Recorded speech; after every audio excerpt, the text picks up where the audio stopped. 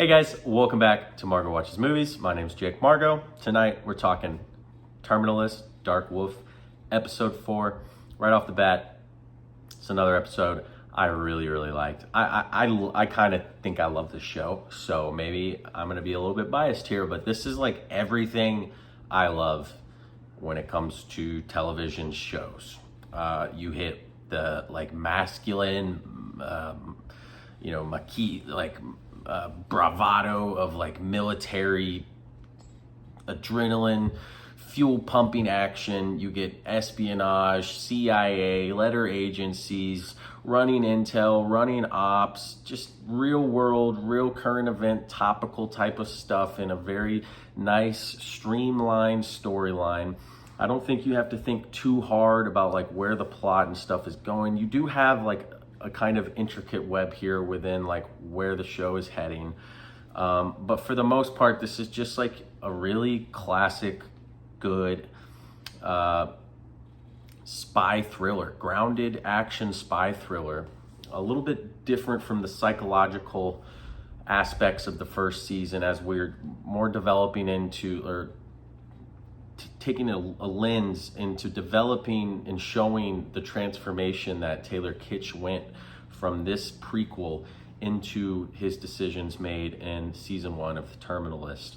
And I really think what is driving this show, besides the authenticity of these action scenes when they hit, is they seem to have found a pretty nice formula over the last 3 episodes, which is we're kind of coming down off the climactic events of the previous episode. We're gathered with characters. We continue to flesh out the surrounding cast around Taylor Kitsch. We get more in-depth look into Reese and Rafe and his mindset, where he's looking at the mission, juxtaposed really to Taylor Kitsch. And I found that kind of contrast interesting tonight, where Taylor Kitsch has really launched himself into this world, and part of it, in my opinion, is this escapism of not really wanting to deal with the problems awaiting him in the real world, back in civilian life, where his wife has left him. He's been stripped of the Navy SEAL title. He's really not thinking beyond the realm or even outside the box of the mission. And in some ways, as we learn later in the episode, which I'll get to, it's cost him. And then you contrast that with Rafe, who's really being analytical and reading all the little nuances of this mission, where it could go wrong, looking into the head guy, I can't remember his name, but Bunny Colvin from The Wire, the main CIA like lead of the group,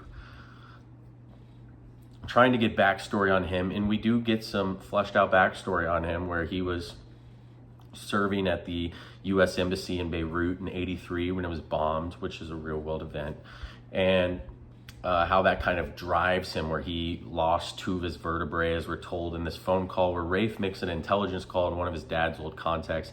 And I thought it was cool. Maybe it was unintended. I'm a big Mission Impossible fan. It felt like something out of Mission Impossible, where he's just getting this exposition done through this cool phone call. It kind of feels like when Ethan, goes into the whatever room and they read out the card and they say this mission will self-destruct in 5 seconds. It felt like that minus the self-destruct. So we get the backstory on the lead of the group. And again, honing in on like Rafe and his differences, his issue with this particular mission, which is revolving around the centrifuges that they intercepted in the last episode, trying to get fake centrifuges so that they can allow Iran to install these fake centrifuges into their nuclear program, which will prevent them from, weapons grade plutonium. And as the episode, and it moves methodically, if you're wanting like more all-out action, then maybe you didn't like this one as much as me, but I really like the formula where we spend the majority part of these episodes fleshing out the mindsets and the motivations of the characters, learning more about the side cast. We get some more info on the two Mossad ladies. There was a scene I didn't find particularly necessary, but it kind of goes to show, I guess, within this world that, you know, cooped up, people's impulses get the better of them. These aren't really good people to begin with, though they are fighting for their country. And a guy tries to kind of sexually assault one of the two female Mossad agents. I wouldn't say try, he does try and sexually assault her. But it was really stupid of him, because he's in the middle of like all these people and he just immediately gets his ass kicked and has Rafe and Ben on either side of him ready to like tear his throat out. They decide to keep him on for the mission because they need him. They really delve into this kind of burgeoning romantic interest between Ben and the head Mossad agent girl. I'm sorry, I haven't learned the majority of their names. That's on me. But you know who I'm talking about. She's the prettier one. She has the daughter that we've been seeing. You know, they've kind of been setting this up for a couple episodes.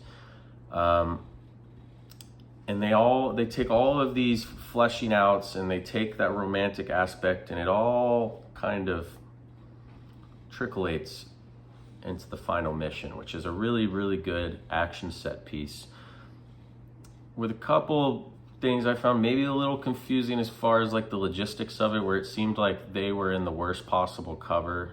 They're surrounded basically in a 360-degree angle, and it didn't really seem to be as dangerous as it could have been. I mean, it's a high stakes, high intensity action scene. I just thought the choreography, the logistics of it seemed a little strange to me, though I've never been in a situation like that, so what do I know? But it just seemed like they were surrounded on all sides and they're just kind of like shooting this way one time while there could be enemies, you know, like they seemed like they were caught in kind of a death zone.